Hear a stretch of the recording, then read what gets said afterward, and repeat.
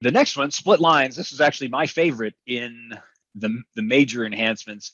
I think this has the potential for broad appeal for many customers. And the idea is that in place orders, if you come across a line that you would like to split, either because of a quantity issue or a date issue, if you right click on that line, and by the way, I feel like Sesame Street, when they, if you think back to the Sesame Street days, they always dedicated the show to a specific thing. Well, I feel like this episode is brought to you by the right click. There are probably 10 times we'll bring up right clicking, when we talk today. So anyway, if you right click on a line in place orders, you'll get the box to the right where it says split supply order lines, and you can choose how many times you want to split it. This one is shown twice, but you can up the number if you want to split it to 3, 4, 5, whatever the number is.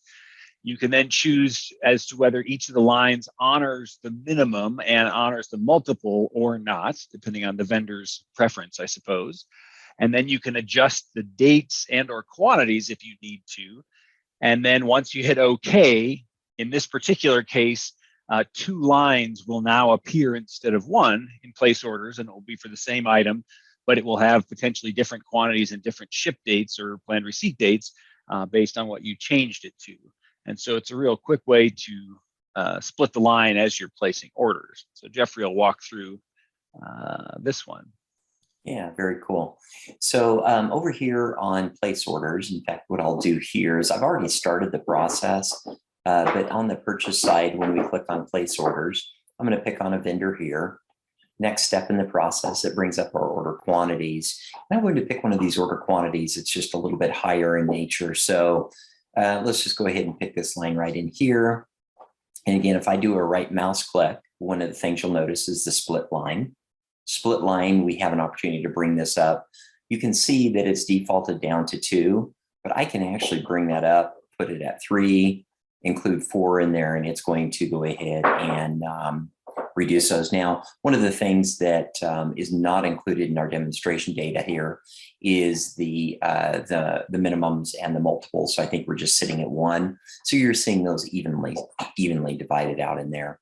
So if you like those executions, you go ahead and click OK, and it's going to create the individual separate line items for those.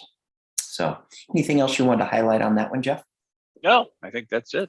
All righty. Yeah, and I'll just echo what Jeff shared on there as well, which seems broadly applicable and maybe a bit of a tactical kind of effort, a lot of effort associated with manipulating orders once they've been placed to accommodate, either internal or external, whatever it might be. So there's a lot of factors that don't necessarily get addressed right when you're placing orders, but they're part of your reality. So again, a fan favorite of mine as well.